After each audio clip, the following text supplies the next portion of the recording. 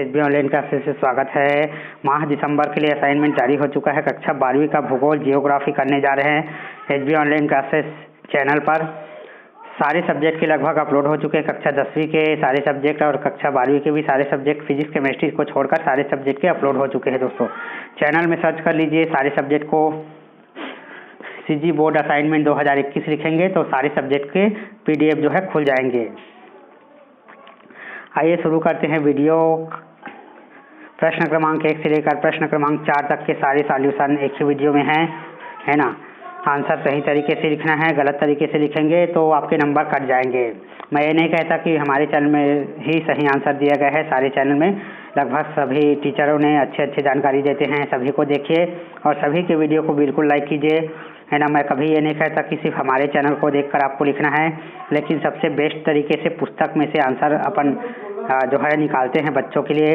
Model question paper जल्द आने वाला है आर्ट्स वालों के लिए, तो आर्ट वाले जो है चैनल से जुड़ जाए ताकि आपको एनुअल एग्जामिनेशन के लिए मोस्ट इम्पॉर्टेंट क्वेश्चन मिल सके।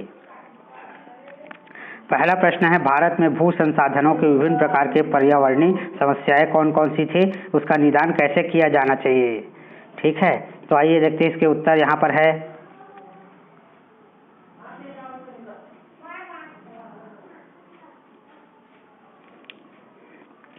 भारत में भू संसाधन का निम्नीकरण एक गंभीर समस्या है जो कृषि की दोषपूर्ण नीतियों के कारण उत्पन्न हुई है। भारत में कृषि भूमि की अनेक पर्यावरणीय समस्याएं हैं जिनमें मृदा है, सिंचाई है, भूमि की गुणवत्ता में कमी है, तीव्र हवा है, लवणीकरण है इत्यादि शामिल है। तो इसको पॉइंट वाइज समझते हैं। देखिए, पहला पॉइंट है मृदा अपरदन। कृषि योग्य भूमि की ऊपरी परत वर्षा के जल के साथ बहने से मृदा का अपरदन हो जाता है। इससे मिट्टी की उर्वरता शक्ति कम हो जाती है। सेकेंड है भूमि की गुणवत्ता में कमी। एक ही भूमि पर बार बार कृषि करने तथा फसल बोने से भूमि की गुणवत्ता में कमी आ जाती है। इससे मृदा में उत्पन्न सभी खनिज पदार्थ का विघटन होने लगता है। थर्ड पॉइंट है अत्यधिक सिंचाई। किसानों द्वारा फसल की अधिक सिंचाई से भूमि में जल भराव हो जाता है। अत्यधिक जल भराव भूमि से मृदा का अपघटन होता है। लवणीकरण। अधिक सिंचाई के कारण जल भराव की भूमि के लवण ऊपरी स्तर पर आ जाते हैं जो भूमि को उपजाऊ बना देते हैं। इस प्रकार की भूमि का उपयोग उत्पादन के लिए नहीं किया जा सकता। पांचवा है तीव्र पवने। वे क्षेत्र जहां हवाएं बहुत तेज गति से चलती है वहां की भूमि ऊपरी परत पवन के साथ बह जाती है, जिससे मिट्टी में उत्पन्न खनिज जैसे पोटेशियम, कैल्शियम इत्यादि की कमी होने से कृषि भूमि योग्य नहीं रहती। इसके समस्या के समाधान निम्नलिखित है। पहला है अत्यधिक वन लगाकर, दूसरा है समय समय पर मृदा में उचित खनिज मिलाकर, तीसरा है कृषि की उचित तकनीक अपनाकर। उपरोक्त समस्याओं के निदान के साथ हमें इन समस्याओं को जन्म देने वाले क्रियाकलापों को नियंत्रित करना होगा। यह पहला प्रश्न था। इसके बाद सेकेंड क्वेश्चन है, देखिए नीचे में, चावल उत्पादन के लिए आवश्यक भौगोलिक दशाओं का वर्णन करना है। तो चावल भारत के अधिकांश लोगों का खाद्यान्न है। भारत चीन के बाद दूसरा सबसे बड़ा चावल उत्पादक देश है। चावल एक खरीफ की फसल है जिसे उगाने के लिए 250 डिग्री सेल्सियस के ऊपर और अधिक आर्द्रता 100 सेंटीमीटर से अधिक वर्षा होना आवश्यक है। ऐसा क्षेत्र जहां वर्षा कम होती है वहां चावल सिंचाई की सहायता से लगाया जा सकता है। चावल उत्तर और उत्तर पूर्वी मैदान, तटीय क्षेत्र और डेल्टाई प्रदेश में उगाया जाता है। नहरों के जल और नलकूपों की सघनता के कारण हरियाणा, पंजाब, उत्तरी प्रदेश और राजस्थान के कुछ कम वर्षा वाले क्षेत्रों में भी चावल की फसल उगाना संभव हो पाया है। इनकी आवश्यक भौगोलिक दशाओं को देखिए पॉइंट वाइज लिखा गया है, इसको भी नोट कर सकते हैं आप। उष्णकटिबंधीय उपज है। जलवायु उष्ण आर्द्र जलवायु उपयुक्त होती है। तापमान बोते समय 20 सेंटीग्रेड, पकते समय 27 सेंटीग्रेड होना आवश्यक है। चौथा है 100 से 200 सेंटीमीटर वार्षिक वर्षा वाले क्षेत्र उपयुक्त, कम वर्षा वाले क्षेत्रों में सिंचाई अनिवार्य है। मृदा चिकनी गहरी दोमट मिट्टी जिसमें छीका और जलोढ़ की मिट्टी अधिक हो। भूमि समतल जो चारों ओर ऊंची मेड़ डांडा से घिरा हो अति आवश्यक है। इसके बाद चलते हैं प्रश्न तीसरा की ओर। जल संभर प्रबंधन क्या है। तो उत्तर है जल संभर प्रबंधन से तात्पर्य मुख्य रूप से धरातलीय और भौम जल संसाधन के दक्ष प्रबंधन से है। इसके अंतर्गत बहुत बहते जल को रोकना और विभिन्न विधियों जैसे तालाब, कुओं आदि के द्वारा भौम जल का संचयन और पुनर्भरण शामिल है।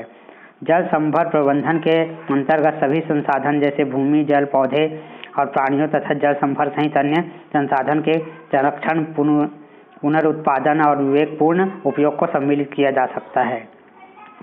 भारत में जल के उपयोग की मात्रा बहुत सीमित है। इसके अलावा देश के किसी न किसी हिस्से में प्रायः बाढ़ और सूखे की चुनौतियों का भी सामना करना पड़ता है। भारत में वर्षा अत्यधिक स्थानिक विभिन्नता पाई जाती है और वर्षा मुख्य रूप से मानसूनी मौसम संकेंद्रित है। जल संभर प्रबंधन की उपलब्धता को बढ़ाता है, भूमिगत जल स्तर को नीचे होने से रोकता है, फ्लोराइड और नाइट्रेट जैसे संदूषकों को कम कर अवमिश्रण भूमिगत जल की गुणवत्ता बढ़ाता है, मृदा अपरदन और बाढ़ को रोका जा सकता है।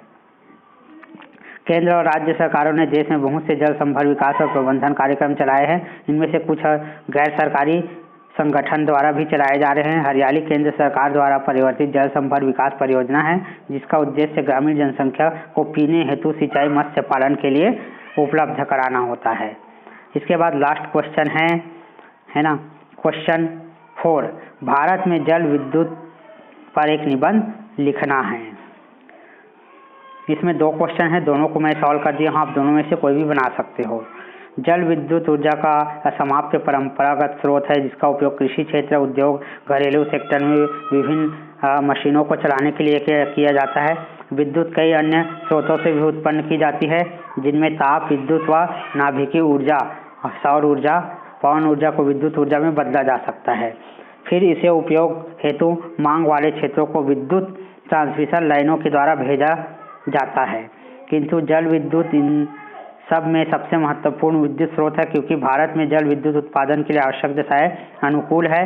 जैसे यहाँ वर्ष भर बहने वाली सदा नीर नदियाँ है, हिमालय से निकलने वाली नदियों पर अनेक झरने, गार्ज और प्रपात मौजूद है, जहाँ विद्युत उत्पन्न किया जा सकता है। दक्षिण भारत की नदियाँ भी अपने प्रवाह के पठारी भागों में भी ऐसा ही अनुकूल परिस्थितियाँ प्रदान करती है, जहाँ बांध बनाकर जल विद्युत उत्पन्न किया जा सकता है। इसके अलावा निम्नलिखित कारक भी इसके विकास में सहायक है। जैसे भारत में बांध निर्माण के लिए आवश्यक प्रौद्योगिकी उपलब्ध है। भारत में बांध निर्माण के लिए ये डबल हो गया, वही पॉइंट है। उसके बाद सेकेंड है, जल विद्युत केंद्र स्थापित करने से लेकर उपभोग वाले क्षेत्र तक विद्युत को पहुंचाने के लिए ट्रांसमिशन लाइनों का विकास अति आवश्यक है। अनेक विद्युत स्टेशन व सब स्टेशन के निर्माण में भारी निवेश की जरूरत होती है। तीसरा है, विद्युत विभाग के लिए विभिन्न उपकरणों, मशीनों के निर्माण के लिए औद्योगिक विकास व बाजार दोनों की आवश्यकता होती है। भारत में धीरे धीरे यहाँ विस्तार हो रहा है। भारत में अनेक बहुउद्देशीय नदी घाटी परियोजना का विकास भी हो रहा है और सिंचाई के लिए इसका उपयोग किया जाता है। पांचवा है, विद्युत को संरक्षित नहीं किया जा सकता, इसके लिए उत्पादन का तुरंत उपयोग होना आवश्यक है, अन्यथा यह व्यर्थ चली जाती है। देखिए इसमें ऑप्शन भी है, अगर इसको नहीं बनाओगे तो नीचे का भी मैंने आंसर लिख दिया है। पेट्रोलियम संसाधन पर विस्तृत टिप्पणी लिखना है। इसको मैं आप स्क्रीनशॉट करके रख लीजिए, इसको मैं सॉल्व नहीं कर रहा हूँ। चैनल को सब्सक्राइब कर दीजिए, वीडियो को लाइक करना है, शेयर करना है, ताकि सभी विद्यार्थियों तक पहुँचे। चैनल से मैं इसलिए बार बार जुड़ने के लिए बोल रहा हूँ दोस्तों, क्योंकि आप लोगों को वार्षिक एनुअल एग्जामिनेशन के लिए बहुत सारे इंपॉर्टेंट क्वेश्चन के वीडियो भी अपलोड होने वाले हैं, जो कि दूसरे चैनल में अपलोड नहीं किया जाता है ना। दूसरे चैनल वाले सिर्फ असाइनमेंट जो है वो अपलोड कर देते हैं, लेकिन पढ़ाई से संबंधित कोई भी बातें नहीं बताते। मेरे में देखिए नोटिस लिखने का तरीका है, इंग्लिश में आप नोटिस कैसे लिखते हैं सर्च कर लेना है ना, वो 1 लाख व्यू जाने वाला है दोस्तों, ठीक है। ऐसे ही मेरे और बहुत सारे ग्रामर के वीडियो जो है ना, उसमें बहुत सारे व्यू आए हुए हैं, तो आप लोग भी उसको नोट कर लेना। तो ये कंप्लीट हो जाता है। धन्यवाद वॉच करने के लिए।